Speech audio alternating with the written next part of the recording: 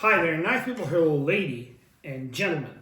Tonight I'm continuing my tutorials on the use of Worksharp Professional Precision Adjust. And we'll be addressing the number one recurring question or concern: can you really sharpen a thick and long blade using this device? Let me assure you, not only is it possible to sharpen a 7-8 inch blade on this device, sometimes it's easier than sharpening a much smaller, skinnier blade. If you practice and take your time and plan the sharpening process. Well, first let's talk about the thickness. So I backed the tightening screw as far back as it goes. And I'm getting slightly over 1/4 of an inch. It's going to be closer to 7 millimeters thickness. Let's double check my math. Yeah, 6.8 millimeter thickness. The knife I'm using for the example has a 5 millimeter thick blade, which is just 3/64 of an inch under 6 millimeters or 1/4 of an inch. Pretty hefty thickness blade. What does it translate into in a folding knife universe? Even your thicker Medfords or Riyadh T1000 like this are under 5 millimeters. On a last episode, I explained why the width of a secondary bevel, the width consistency, is not that critical. In my opinion, if you maintain a same plane from ricasso to the tip, if your edge doesn't walk away or wobble, your cutting performance will be excellent regardless of the width variations in the secondary bevel. If you look at edge geometry perfection, like Spyderco, you will notice that even here, the width of the secondary bevel is slightly, ever so slightly lower than at the tip. And yet, look how flat that plane is, how flat that secondary bevel is. And this is what I was trying to achieve here with my edge. So what if you are an absolute perfectionist and it really would bother you if the secondary bevel or the edge right here was slightly narrower in the middle and wider near ricasso and near the tip? I have to talk about it because it seems to be a big concern to some of my viewers. So let's talk about this. Here is a marker that marks the center of the jaw, and here's the center line of the blade. Right here, center line. So I measured the center line 3¼ of an inch from ricasso and 3¼ of an inch from the tip. Now we'll see what kind of angle deviation we get depending on where the blade is placed on the knife. So we zeroed it out here. I get 17.5 degrees in the center. So 17.5, hard to write here, 17.5 degrees. I get 16.5 at the ricasso right here, 16.25. 16.25 degrees here, and I get 18.25 at the tip. So 18.25. So from 16.25 to 17.5 is 1¼ degree difference. So it's plus 1.25. And from 7.5 to 18.25 is 3/4 of a degree difference. So that's what you get. I'd like to show you what it all translates into, and because I'm going to be doing math, I'm going to accelerate the video. We're going to look at a little bit of geometry, a little bit of algebra. So if this is your apex of your edge, and this is your secondary bevels, one on each side, and this is your primary bevel. I measured the thickness, and it averages out at about 50 thousandths of an inch. Okay, so we're going to divide it by half, like this, and look at this half as a right triangle. Okay, so this is your right angle, and this 0.050, or 50 thousandths, divided by half gives you 0.25, 25 thousandths of an inch. This is your angle alpha, which changes those three angles, and this is your hypotenuse C. The formula is C times sine of alpha equals A, or 0.025. From that, we can sort of reverse the equation. If we want to find out what C is equal 0.025 divided by sinus of alpha. So our alphas are 16.25, 17.5 degrees, 18.25 degrees. Okay, so for these values, I already calculated the width of the C, so the width of the secondary bevel, this distance right here, is our C. So I calculated it, and at the ricasso, C1 C1 equals 0.089, C2 equals 83 thousandths of an inch, and C3 equals 79 thousandths of an inch. So the difference is, this minus this is 4 thousandths of an inch. Same here, 4 thousandths of an inch. So allow me to illustrate what 4 thousandths of an inch looks like in the real life. So this is the same sheet of paper, just a regular printer paper, and I'm going to measure it here.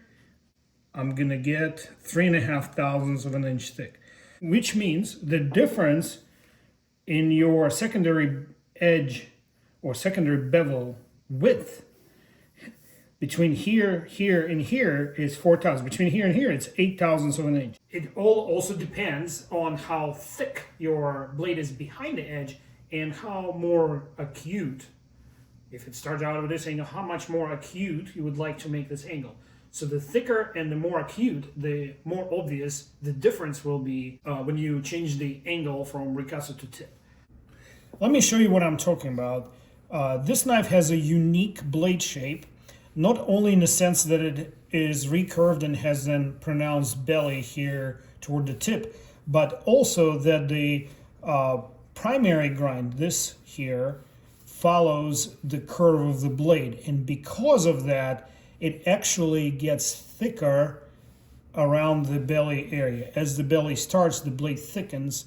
And because of that, even though I maintained a pretty consistent plane here, consistent angle, this area of the secondary bevel or the edge seems quite a bit wider, visibly wider, probably a magnitude of 8 to 10 thousandths wider than over here. And now that the knife is out, I can't help myself but to demonstrate this. So let me flip the knife over and show you how I would remedy this problem that I don't think exists. Let's do some more math. So here's some magic. Just kidding. 17.5 in the center. 17.5 at the tip. 17.5 near ricasso. How did I do it? I mounted it on an angle, trying to imagine the radius sweep from here to here, right? And really, there's no math involved. You can do it with your finger. Just be careful, don't cut yourself. You put your finger and sweep around and see how far your finger goes away from the blade. Or you can trial and error using the angle finder that's so handily handed to you by Worksharp Precision Adjust Professional. Super important how you clamp your knife, because this complaint about how this jaws can't hold the knife are wearing me down. They totally can hold knife that weighs 12 ounces right here. So to tighten the jaws, you have to put the device in a 45-degree orientation here and then use both hands to tighten. And I illustrated in a video I did a couple weeks ago where I showed you that tightening with two hands gives you 50% more clamping force than if you tighten when it sits here. See, I can't even move it now, but if I put in this orientation using two hands, I can still squeeze like 1/8 of a turn. That's a very important point, and I cannot overstate how important it is to properly clamp it. And as far as this wobble, I eliminated as much as I could. You probably saw my video where I added some fixes here. I came up with this device, which is basically a 2.5-inch screw, a magnet, and a nut, 5/16 screw. So now I can slide it under, unscrew the nut until it hits the blade. This nut hardness is just a basic non-structural nut, so its hardness like order of magnitude lower than the blade. But if you're concerned about scratching, that's okay. Put some tape on it. So if I put it under and adjust it so it properly fits, it doesn't need to press, it just needs to touch. So now I'll say it's pretty solid. This episode is getting longer and longer, and I haven't even gotten into scoping the edge and deciding what kind of sharpening it requires. And to do this, I use this very inexpensive microscope that I bought on Amazon. I think it was like $16, which connects to my phone and allows me not only to view the edge, but also take photos and videos of it. So let me do that and we'll go from there. So here's the edge or secondary bevel under microscope. I estimate it's about 35 times magnification. And I'm just moving it by hand to take a close look at the edge because I need this information in order to decide which grinding or sharpening media I will use. So here's a look at, on the left, you have a 240 media, and on the right, you have a 320 media. And as you see, they look a little rough. Here you comparing 400 on the left and 600 on the right. And it looks like the factory used about 600 in that area grinding media to form this secondary bevel. So here's the dilemma. Which media do I choose? I have options here, 240, 320, 400, 600, 800, and I think 1200, roughly around 1200 for the honing ceramic rod. So clearly I need to start with a rougher media.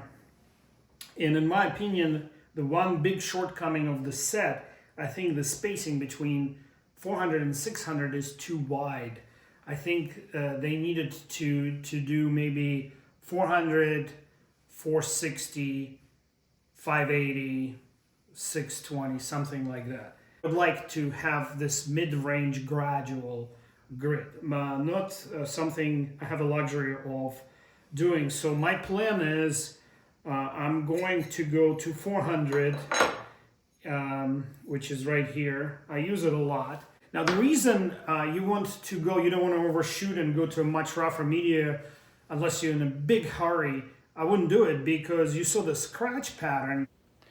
The scratch pattern on the edge. You don't want your media to make deeper scratches than the original grinding media at the factory, because you will never be able to get to this professionally looking almost mirror or mirror polish bevel. If you don't care about that and you're just doing it expediently, you can start with the 320 and go down to 400 and then just touch it up with a 600 and strop, and most steels will do a good job at that level. But I'm perfectionalizing. This is my hobby. Remember, it's my Zen zone. So I'm going to take it to a higher finish, higher degree of mirror polishedness. I don't know if it's a word. I am going to unleash my most important sharpening tool, which is a Sharpie, appropriately named, because for me to understand what I'm doing to the knife, I need to get some of that color on the edge. What I'm doing here, I'm just tracing the edge, and what Sharpie is doing, it leaves like a very thin, very fine layer of this black ink, or whatever you call this media, and I do it on both sides, obviously. And the reason I do it, I will show you in the next video. You probably know, but if you don't, it's going to help me to find the factory angle and make decision on what my finished angles will look like. Ask me questions. I prefer questions over just compliments, because if you ask me a pertinent, serious question about something I'm doing in the video, this in itself is a compliment. So I'm not saying don't say thank you or whatever, but really your questions tell me how effective is my interaction is with my viewers. So thanks.